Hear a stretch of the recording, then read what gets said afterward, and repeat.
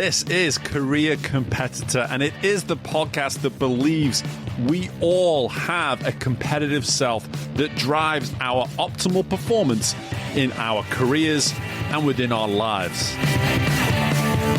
My name is Steve Mellor, and in the past 15 years, having been a coach to high performers, Olympians, business owners, executives across all walks of life, I have come to find that competitiveness comes from within. And I'm going to be using this podcast to really showcase how competitors from all walks of life are finding optimal performance and have built the careers that they have today. This episode of Career Competitor, I am so fortunate to be welcoming in Ellen Connelly Taaffe to the show to really uncover a whole bunch of insight around leadership. So for any budding leaders out there, or those of you that are well established as leaders that are looking to level up, this one is for you. And to whet your appetite here, this is what you can expect from Ellen within this episode. Firstly, how the fear of messing up can create the hesitation we need to overcome. Secondly, we get into the power of pivoting toward true action in service of your growth. And finally, we cover why confidence is something that does not come before, but after you have tried. So we uncover all of these things and much more within our discussion. So very thankful for the time and the insights from Ellen. And be sure to go check out her new book, The Mirrored Door, which you can learn all about in terms of how to get hold of it at the end of the episode and also within our show notes. But for now, let's get right into the good stuff here with Ellen Connelly Taaffe on this episode of Career Competitor. And I hope you all enjoy. Hey, before we carry on with this episode, let me bring your attention to a link that you'll find right there in the show notes so that you can subscribe to my monthly email. It's just going to give you some awesome insights on who it is I am, what it is I've got going on, and maybe there'll be one or two food for thoughts in there that can stimulate your process, get you to get a little unstuck, get you to take a little bit more action, and maybe get you a little closer to optimal performance as you start to shape a stronger version of your optimal self. Go ahead, click that link in the show notes so you can become part of the ever-growing email list that's receiving this awesome insight each and every month, courtesy of me and courtesy of Career Competitor. Now, back to the episode. Okay, our career competitor today is a clinical associate professor at the Kellogg School of Management, where she teaches personal leadership insights while also being the director of the Women's Leadership Program.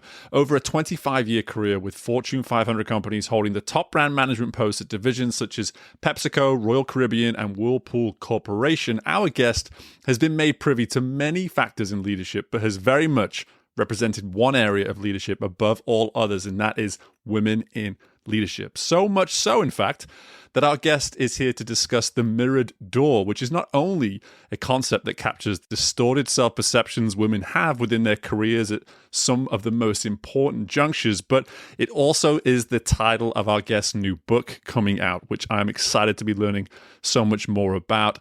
She is the independent board director for 2 public and 1 private company boards, runs her own leadership advisory, consulting, speaking, coaching business, and is a TEDx speaker. It's fair to say our guest knows how to stay busy. I'm honored to welcome into Career Competitor the extraordinary Ellen Connelly Taaffe. Ellen, welcome. Thank you, Steve. I'm so glad to be here.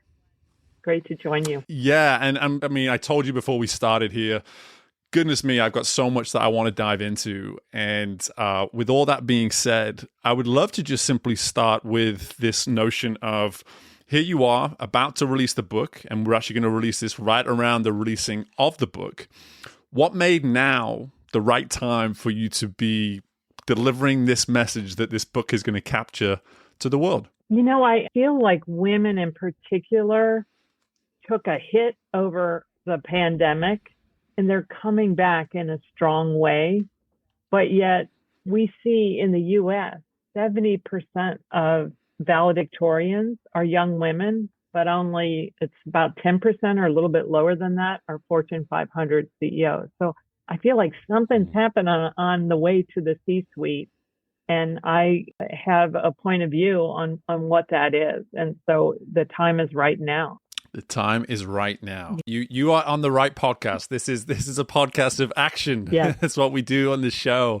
So I love that sentiment. And with the spaces that you're operating in, as I alluded to there within the introduction, there must be so many women that you're either in contact with day to day or time to time, whatever it may be, so much influence that you're having, but so many positions that you're in to just learn truly where the headspace is, where the mindset is of women in potential leadership roles today. What are some of the common insights? What are maybe one or two things that you're noticing currently that, let's say, women have an appetite for? I think women want to lead and they want to change the workplace from some of the outdated cultures. And, I would say the workplace so often was command and control. And I think women, though stereotypically, bring a lot more collaboration and compassion. And we really need all those things to create a much more humanistic way to lead. And that's what I think women want in their workplace. And I also think that that's what we can especially bring. Men can too, regardless of gender. That's what I think people want today. And so that's what I think. I see that in common across generations, especially for young people.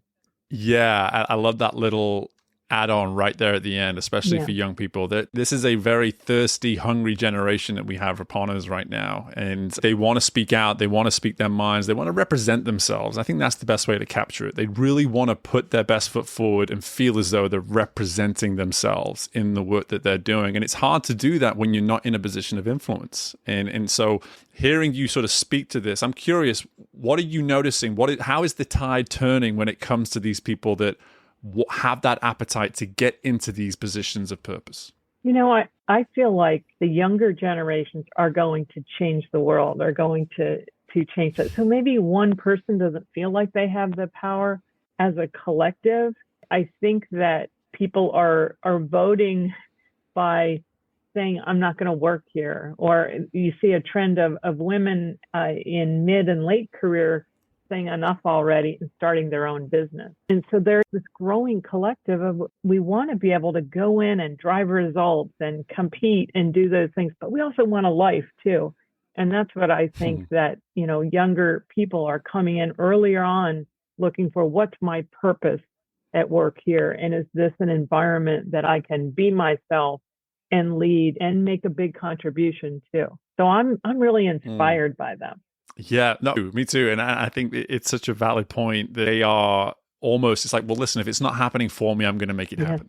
I'm going to make it happen. I don't have, it's not even a lack of patience. It's more of like, I know my value, I know my worth, and it's time for me to do something about it. And to your point, the pandemic kind of shifted that, right? It forced people to spend time with themselves. It forced people to think much more inwardly in ways that they maybe had never done in their entire life. And lo and behold, here we are. And I'm actually a result of the pandemic. I am someone that started a business in 2021 through so much of that inward reflection. And I think that's what I enjoy as well about something that you mentioned too, is it's not just women, it's men too. And there's a lot of men in this world who can hear what it is you're speaking to and say, I relate to this. I really do. And I think from a male perspective, one thing I want to add on here is that I think for so long, men have felt this almost resistance within them to not speak to some of their female qualities, for lack of a better way of putting it. Like you said, collaboration, honesty, transparency, vulnerability, all these sought after leadership things in the world now. It's not a coincidence that women have moved into these positions and now men are like, oh, I can be vulnerable. Oh, this is interesting. I didn't know I could be vulnerable because, women, it's right, second nature to them. So I'm just curious from your perspective, how you've maybe experienced that or even just enjoyed watching that, evolution happen before your eyes. Yeah. I think things are changing just by the numbers and the diversity that's in the workforce now. Certainly, I think women have been given more permission to be vulnerable. It's certainly at risk too. When we share that I have to leave to go pick up the kids, that feels like a risky move for a woman. Sometimes men are applauded for that, but it's also a risk for them too. So the mirror door is written for women, and some of the messages that come to us, I think that men face their own mirror door maybe that's my second book, but in a man up culture, it's hard to be vulnerable. And so, these wonderful, well-intentioned messages that I think we have gotten, they have an underbelly to them, regardless of gender. Oh yeah, we'll have to do this episode Yeah. or another episode all over again to hit on some of that other Yeah. stuff, and I look forward to that second book being Yeah. being written Yeah. at some point in the future. But I love that you brought up the mirror door concept now, because the moment I started reading it, me being me, curiosity is the only way I describe myself to people at this point. And the moment I started reading the small extract from your book that I was provided, I was just like, more, tell me more, tell me. And the reason I say that, I want to preface this a little bit, is that for so long we've been working with this glass ceiling concept. We've had this glass ceiling concept. And now here you are saying mirrored door. So I'm curious, I don't know whether that was something that came through in your writing of the book, but is there something to be said about the differences between those two concepts? And if there are, what would those differences be? Yeah, so the glass ceiling is really the obstacle at the very top of organization. And my contention is that while that is true, we can't get anywhere close to the glass ceiling unless we open the mirrored door. And it's a similar metaphor, but it can happen far before one gets to the top of the organization, and also at the top too. But the metaphor is really the moment when we encounter opportunity and hold back or hesitate, thinking we're not worthy or ready, and busy ourselves doing a lot of things that have worked for us before, but we don't move forward. We don't take action. And that might be raising our hand in a meeting or an auditorium or a classroom. It might be speaking up in a meeting. It might be going for a job that we are ready for, but we have this distorted view that, oh no, I need all 10 of the qualifications. So there's a lot of research that supports this. And I'm really just trying to highlight and speak out on it, that we are holding back and all the growth is on the other side of action. Well, now we are really speaking one another's language now. This is great, because for me, I got to a point where I almost got tired of explaining what an executive coach is to people. And I just say, well, let me just put it this way. I help you get out of your own way. And that's kind of how I describe what I do now. And I'm hearing a lot of that in your message. It's this notion of, okay, you're capable. You may even know you're ready, but you're going to find some form of reasoning on some level to not take action. And I want to start at the hesitation part, because hesitation for me, it can come from so many different resources. And the one that I notice the most is doubt. Like, doubt seems to be the major voice when people hesitate. But would you mind elaborating a little bit more on just how hesitation is such a big part of the book and the role it plays in the mirror door concept? Yeah, I mean, and it's hesitating, but we fool ourselves into thinking that getting busy preparing and perfecting, and I've identified 5 strategies that have made us successful, but they can also sideline us. And they are a form of hesitation, because in that doubt, there is, I refer to it as FOMO, fear of messing up. And so we'd rather busy ourselves, and it's a form of hesitation versus moving forward and taking that risk. And, there's a lot of things that impact that. So, if you've never seen a leader that looks like us, that it's harder to see it, hard to believe that you can be it if you can't see it. And, certainly there are a lot of systemic barriers and biases that lock us out of opportunity. But in this case, this idea, as you share with your clients too, we also might be locking ourselves in place. And it's a way of getting in our own way, of hesitating and holding back. And it's not that we're hesitating doing nothing.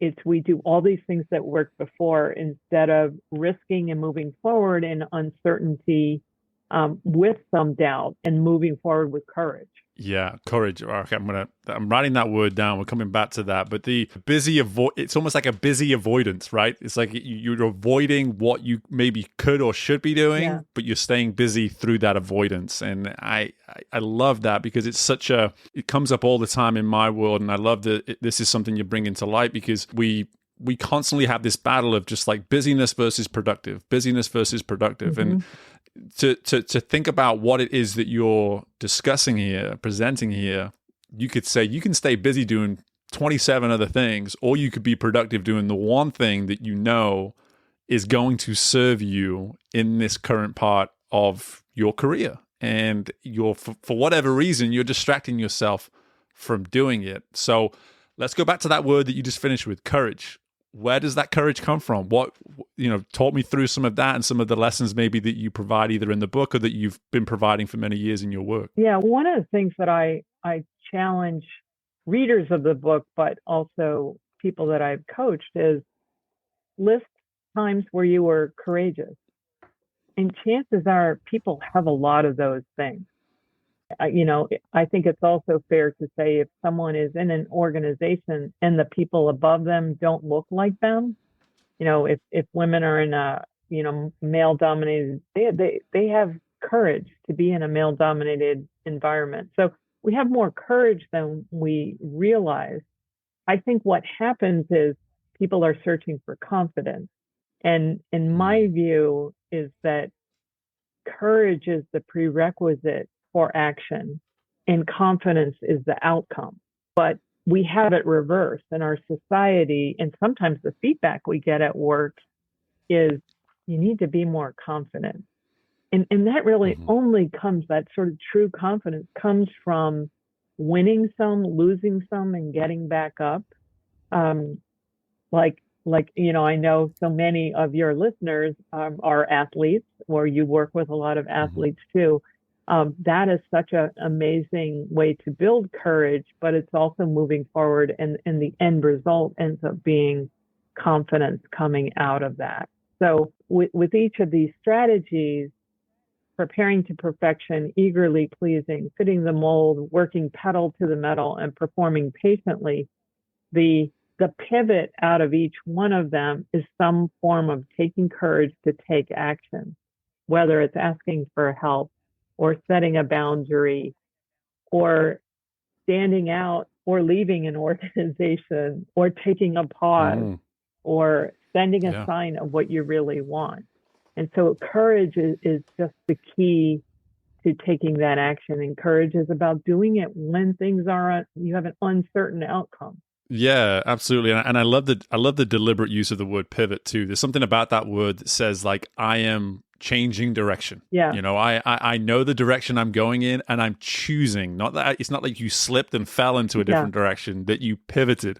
And, I think the deliberate nature of that word speaks volumes to, what we're talking about here. But to go back to confidence as the outcome, one thing I've always enjoyed explaining to people is confidence is born through the response, and for a response to happen, something must come before it, and that's what you're saying here, is that to have the courage to go act, and then whatever the outcome, to then respond and learn and grow from that response. That is where confidence is born. And I've heard the fake it till you make it mindsets and all this kind of thing, but there's something about that where, again, you kind of speak to some form of avoidance when you use those sort of terms. Whereas what you're saying here, there's a great deal of ownership that you're asking of people, and again, that speaks my language. But I'm curious as well, when you do approach people with almost this challenging to take ownership of the situation they're in, what is it that really allows them to get comfortable with that level of ownership? I think a lot of it is self-awareness and understanding what is the critical voice. I call it the inner antagonist in the book. What's the critical voice that is holding you back? And, I sort of jokingly say, what are the greatest hits of that critical voice? And what's the one on replay? And how do you purposely create an alternative to that, to disrupt it? So if it's, who am I to write a book? my opposite, my counter to that is I have a message to share. I can help or something like that. And then if I believed that, if that was the voice in my head, what action would I take? And so it's a bit of a step into disrupting the voice that's on replay, creating an alternative to that is the opposite, that puts you in the owner's seat or has you be the protagonist of your story. And then if you were that, what action would you take? Because you can do a lot. I mean, mindset work is really wonderful, but then this is why I love being on your podcast, because it is about action. It is about action. So if I believed I was someone who had a message to share, what action would I take? Go on Steve's podcast. There you go. Go on the podcast. But believing in it, right? It's, again, like you said, you can create the counter voice. You can almost educate and coach that counter voice. You can present it however you want, but you're going to listen to it, and are you going to buy into it? Are you going to believe that voice is shepherding you in a direction that is where you're supposed to be going? And it leads me really just to the last sort of question I have on this, which is something you said at the outset, was asking for help. I can just tell you right now, man, we're the inferior here, guys. Like we suck at asking for help. We are like, there are things in my house that are so unstable because I did not ask for help. And so the thing with that is, like, on the female side, from your perspective, I'm curious, what do you find to be maybe either the catalyst for why someone asks help, or, well, let's just start there. What is the catalyst for why you find women tend to sort of come to you and start asking for help? Well, I think that they're ready to throw in the towel sometimes, or they don't understand, why is something not happening at work? Why did I not get that project or that promotion? But I think this idea of asking for help, maybe it's true that more men feel that, but I would also say, regardless of gender, the idea of perfectionism and the strategy of preparing to perfection is something that I see people don't want to ask for help. And that's the pivot, because we don't ask for help because we think that someone will think less of us, or we should already know the answers. And especially if we have been high achievers and we have shown up pretty perfectly and always prepared, it's just not possible. As expectations rise in an organization, you have less time to prepare. You actually have to make more decisions. The higher you go in an organization, you have to make decisions with less information. And you got to learn to trust on what you already know, but you also need to get the help of other people in your network, talking to your boss about what are the things that I should deliver the A+ work on, and what are the things that are B or C. And that's really hard for someone who is an A student, who still has that identity. So I see a lot of people 20 years later have this identity from how good they were in academics. And it doesn't always translate into the workplace. So this asking for help and letting go of that means that I should have known all the answers. No one can possibly, information is moving too fast. And it's especially true in fields like law or cybersecurity or something that's like just rapid change. AI now, it's rapid change. And so we can't know everything. And no one really expects us to know everything, as much as our mind thinks that. There you go. That's the big one right there. It's like, let's change the expectation of what we maybe think others have for us. Yeah. Again, it turns out, and when I work with a business owner that's not necessarily been challenged for many, many years in some cases, it's like, well, people haven't challenged you because you've made an environment here where you don't feel as though there's space for you to be challenged. But what if you were to go out there and say, challenge me. I don't know everything. Help me. And what would that do? How would that encourage your people to suddenly speak up more or do things that, is different to what they're currently doing? And you see their wheels starting to turn and you go, oh, maybe I've been given this vibe off that I've got everything figured out. And now that we're exploring this, Steve, oh, wait a second here. Turns out I already knew that, but everybody else didn't realize I knew that, and that's a powerful message. Yeah, I love that because it models the way and I think creates a safe environment. So when the boss, doesn't know everything and is comfortable with that speaks volumes. And so for a lot of, regardless of age, a lot of leaders learning how to delegate and decide when they have been focused on perfection or these high expectations, it's really something to work through. So I love that idea of how important leaders are to other people. So love that. Yeah. All goes back to accessibility. How accessible are you as a leader? And not in your mind. Actually, go ask your people how accessible you are. That's the real answer. But that's a whole nother. There's going to be so many reasons for you to come back. I can't make this any clearer, Ellen. There's going to be so many reasons for you to come back. But one thing I definitely want to get to that I kind of joked a little bit about there in the introduction is you are busy. You're very busy. You have lots of things going on, and this is one of those things, though, that I've noticed is a very common criteria, especially with people that have come on this show over the last sort of year and a half now, is that those that are pursuing the greatest form of impacts and believe that impacting other people is at the heart of the work that they're doing, they find a way to make time for a whole bunch of stuff, whole bunch of ways that they can be having that impact on other people. So I'm just curious, because I think this is a very helpful insight to anyone listening. When you look across the breadth and width of all these things that you're doing and the impact that you're potentially having, what is it that keeps you going? What is it that allows you to stay fueled towards so many things that you have going on in your world? Great question. I think that I am in the legacy part of my career. I tell my students, I think early on, you're in likely a competency building phase, and then in mastery, and then legacy. And so my, as they call it, portfolio career, I get to teach leaders to learn about themselves and who they want to be as a leader. I get to work with women leaders and navigating the workplace that they'll get into. I get to coach people one-on-one or work with organizations to help develop their leadership programs. And I get to advise companies by sitting on boards, two of which have relatively new CEOs. So I'm not sort of doing the execution anymore. I'm much more in a teaching, guiding, coaching phase.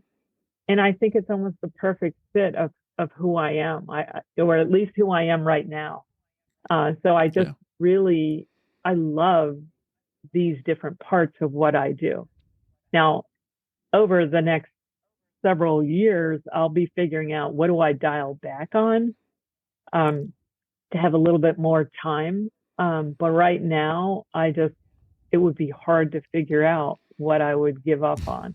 And this book is part of that too, of just, if I can impact the messages, the conversations, and the actions that women and their allies take, I would be thrilled. Yeah. And I want to make sure I got that right. Competency, mastery, and legacy. Is that right? Yeah.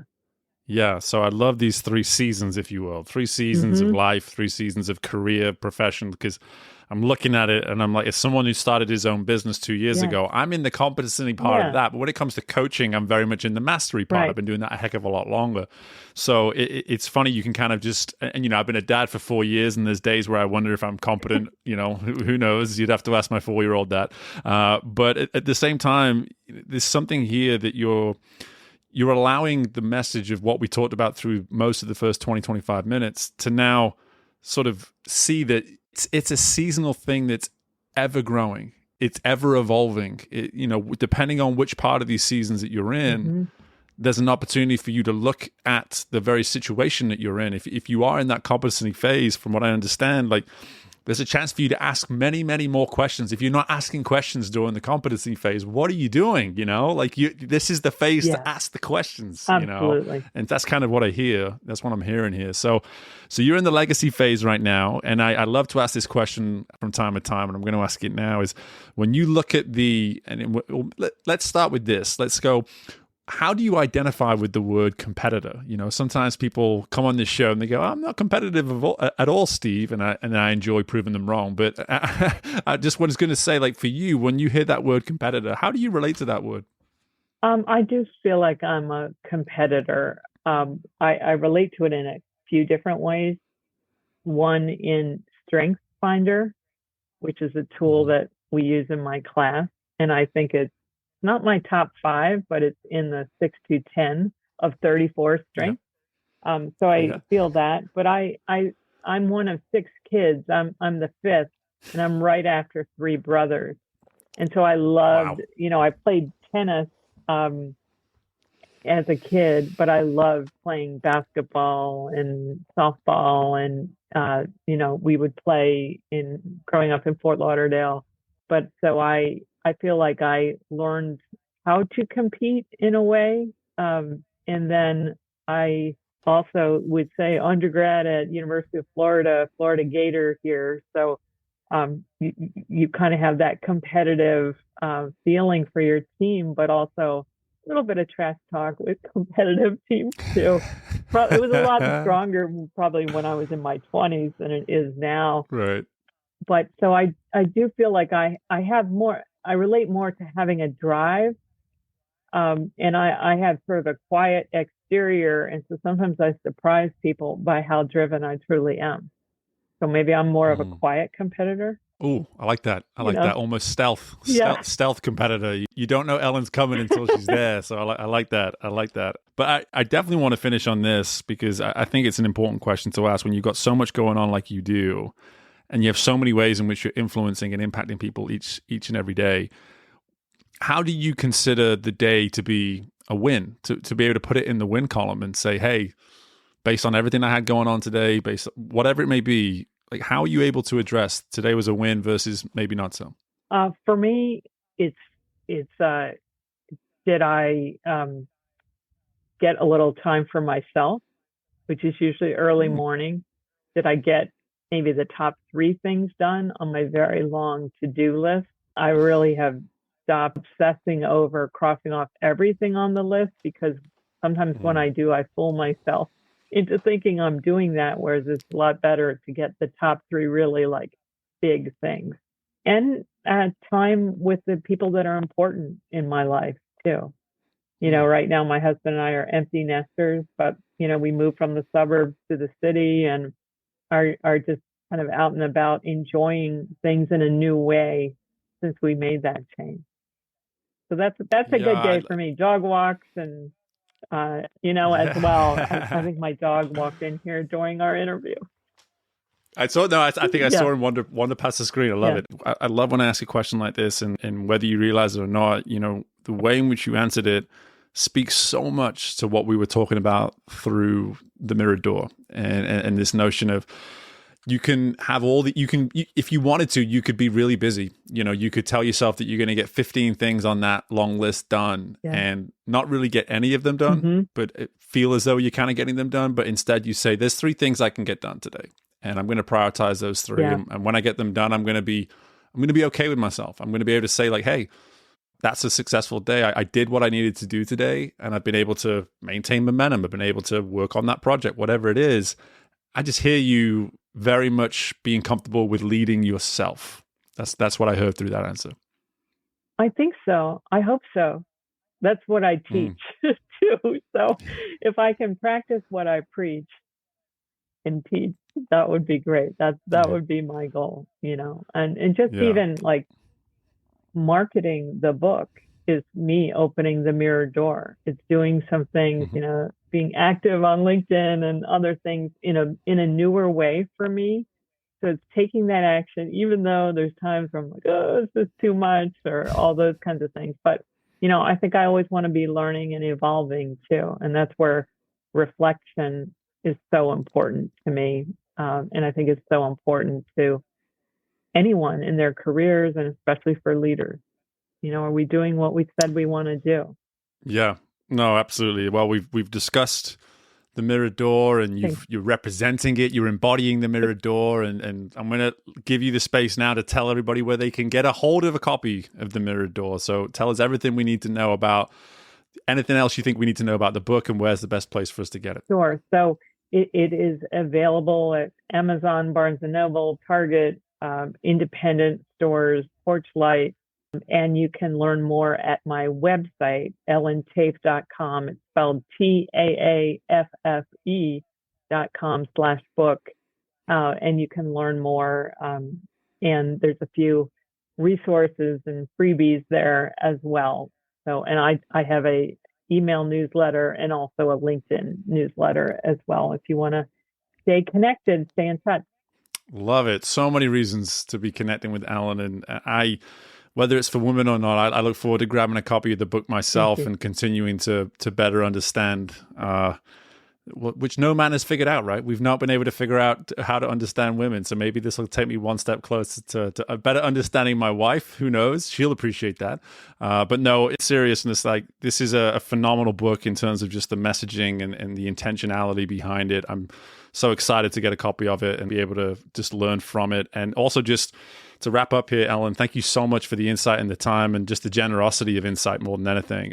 This is some powerful stuff. And we've got a lot of people that listen to this show that are trying to be great leaders. And I know that I'll be much better served for having listened to this episode. So thank you so much for your time today. Well, thank you so much, Steve. I really enjoyed our conversation. And that's it. Good stuff. Thanks again for listening to this episode of Career Competitor. And before you leave, be sure to take advantage of your free one-time discovery call with me to see how I can be of service to you as a coach, or potentially even your team. Depending on what it is you're looking for at this point within your career, I want to be able to serve you with 30 minutes of my time to see how I can be of use to you and help you on your path of continued growth towards your optimal self in order to find optimal performance. Be sure to reach out to me, steve@careercompetitor.com, or just head to the website, careercompetitor.com. I look forward to connecting with you soon, and bye for now.